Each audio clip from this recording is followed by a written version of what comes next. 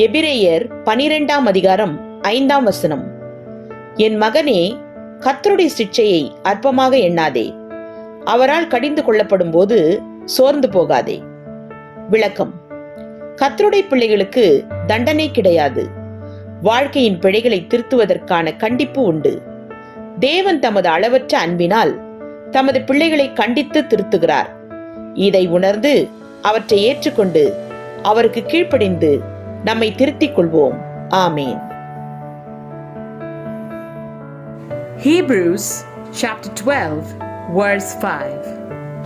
My son, do not regard lightly the discipline of the Lord, nor be weary when reproved by him. Amen.